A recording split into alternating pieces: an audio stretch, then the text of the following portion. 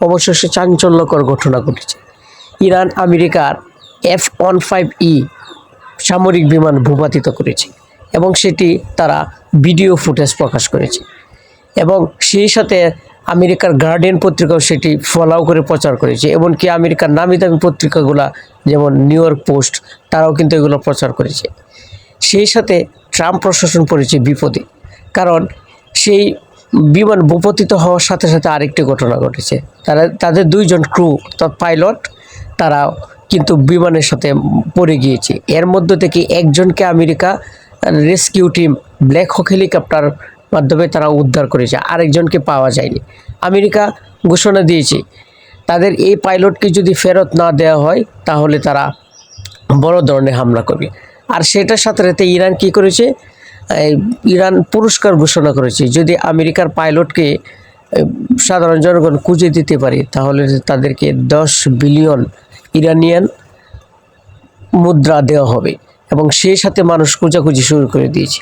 যদি এই পাইলটকে ইরান বন্দি করতে পারে তাহলে যুদ্ধের গতিপথ কিন্তু পুরোপুরি পাল্টে যাবে, কারণ এই পাইলটের কাছ থেকে ইরান অনেকগুলো তথ্য চিনিয়ে নেবে এবং আমেরিকা তাতে দুর্বল হয়ে পড়বে।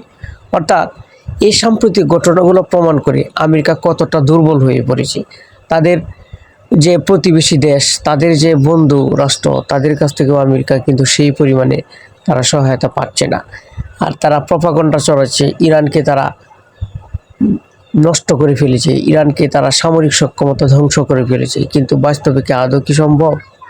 কারণ আমেরিকার যে মিত্রগুলো রয়েছে যেমন জাপান, ফ্রান্স পর্যন্ত ইরানের কাছে ধর্ণা দিতে হচ্ছে। ইরানের কাছে তারা এসে ইরানের কাছে নেগোসিয়েশন করে ইরান থেকে তা হরমুজ প্রণালী দিয়ে তারা তেল কিন্তু চিনিয়ে নিচ্ছে।